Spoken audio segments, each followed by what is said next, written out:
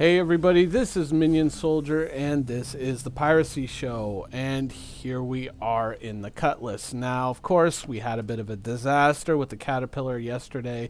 Things didn't quite work out the way we wanted them to. I mean, we kind of wanted to, kind of spruce up the ship, make it look lived in, make it look like things actually happened on it. But I mean, it's almost like we keep coming back full circle to reliability issues, specifically where the Caterpillar is involved. And, when I go around and I do missions with the Cutlass, it always seems to end up better. Like with the Caterpillar, one of the things that I notice is that when I'm going, and even if I hit 1, 2, or 3 destinations and then bring that stuff back to Olisar and sell it, when I cut that footage down to actually make an episode, I'm cutting out huge chunks of video, literally huge chunks of video where I'm flying from point A to point B or doing this or doing that or approaching a landing and kind of trying to get things right. There's a lot of work into flying a big ship like that. And even though I find it interesting at the time to kind of make that work in a video, not so much. I mean, the raw footage from that would be kind of a nightmare to handle. And even then, I feel that there are performance and reliability issues around the Caterpillar. And it's funny because we always kind of keep coming back full circle. We get into the Caterpillar, we feel a little bit comfortable with it, and then it doesn't quite work out. So I've kind of decided to kind of scale down and kind of go back to the old reliable Cutlass.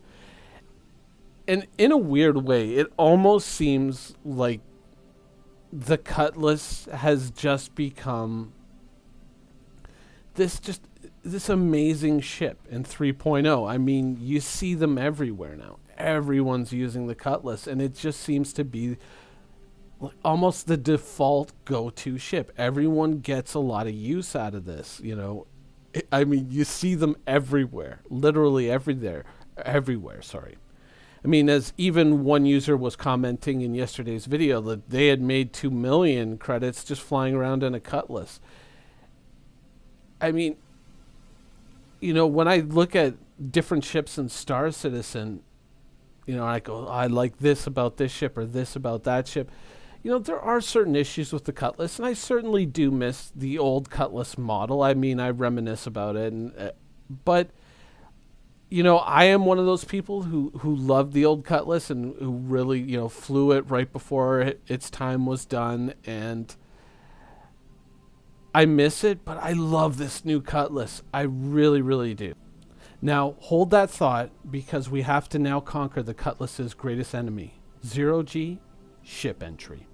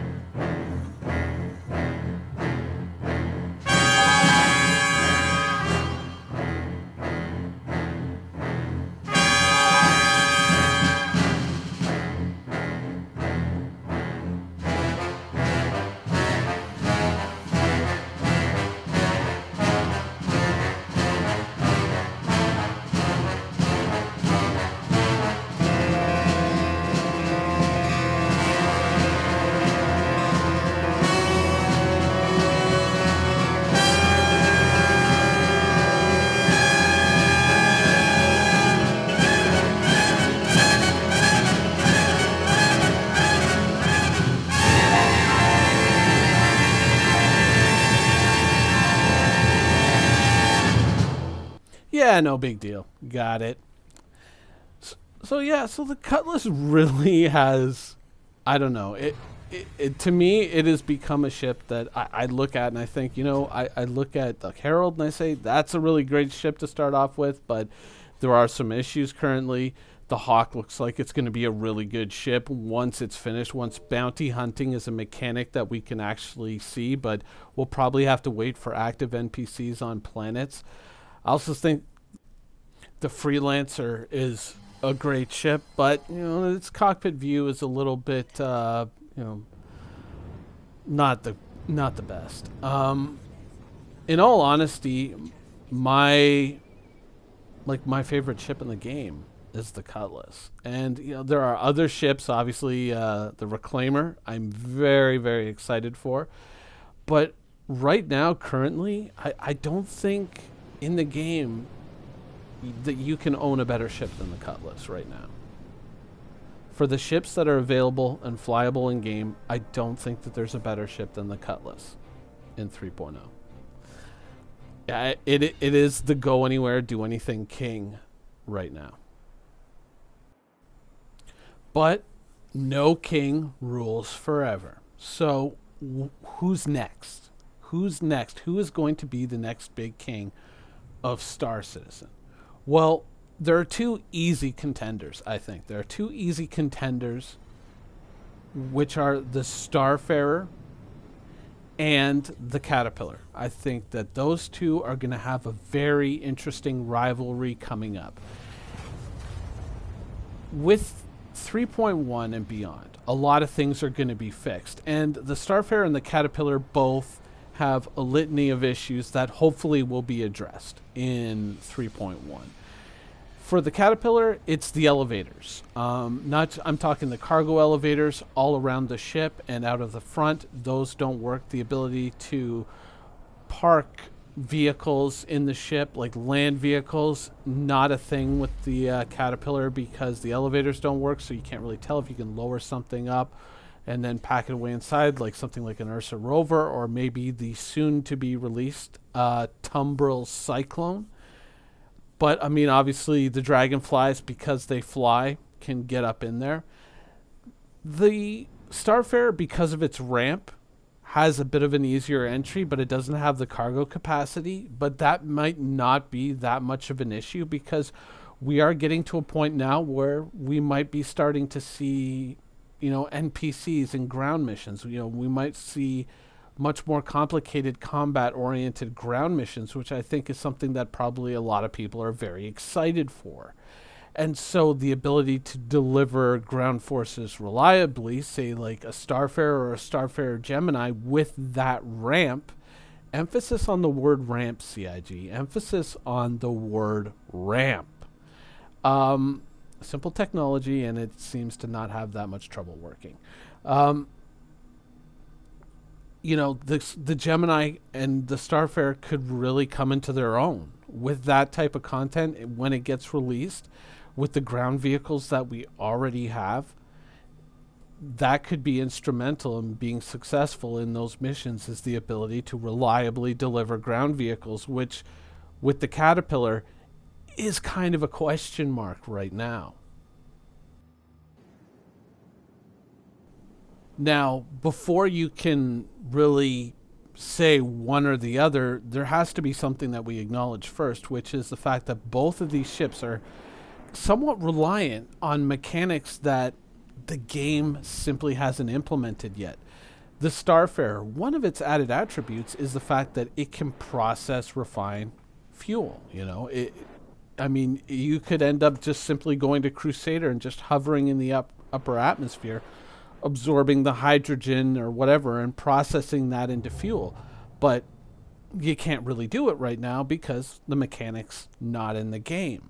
So that is a major plus for the Starfarer, something that is not present and something that we can't really use or judge. You know what, I'm keeping this beacon, so let's go ahead and drop that mission. But also with the Caterpillar, we have the same problem, and that problem is the tractor beams. The tractor beams are not functional or implemented in game yet. Imagine going to a wreck site like I was yesterday. If you have like a crew of people on your ship, one person manning the right side and one person manning the left side tractor beam controls, or port and starboard, and they're able to simply snag the crates off the ground and just float them into the ship. I mean, you could possibly use those to capture and secure the large format cargo crates that we get when we purchase commodities. And those can obviously be a lot more valuable. So that could add a lot of return and a lot of depth to the Caterpillar gameplay that simply isn't there because, you know, one or two things are missing from the game right now that possibly we might see in 3.1. We may not. We don't know yet. It depends on what they get finished before the cutoff date, and the rest of it obviously waits for the next patch. So it's going to be interesting to see when these two, when these two titans kind of scrap, when they fight to see who is going to be the most useful ship.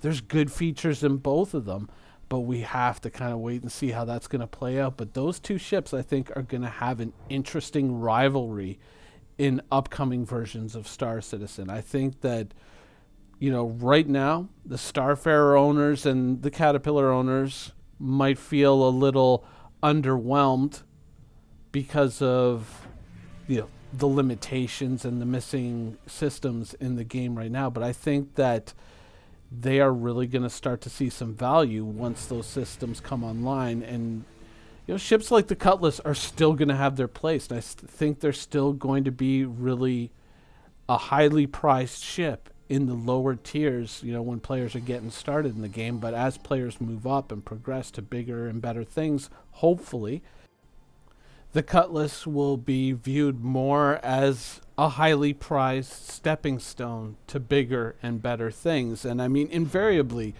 that's ultimately true of the Caterpillar and the Starfarer as well. I mean, certainly for the Caterpillar in particular, I mean, it will always be a pretty good cargo hauler, but there are going to be bigger and better cargo haulers out there. And I mean, it does have a certain salvage element, but if those salvage systems and tractor beams are brought online, it might see itself quickly trumped by ships like the Reclaimer. So it's going to be very interesting to see how this all shakes out in the future. But I definitely think that, if you own a Starfarer, you own a Caterpillar, hopefully very soon you are going to see some real value and some real fun gameplay out of both of those ships. But, we have talked about these ships an awful lot lately, so I am going to recognize a certain comment on one of my videos, and tomorrow's video is going to be devoted to the Hawk, the Avenger Stalker, the Cutlass Blue, and Bounty Hunter. So, look forward to that. Anyways, I hope you guys enjoyed the show, and thanks for watching.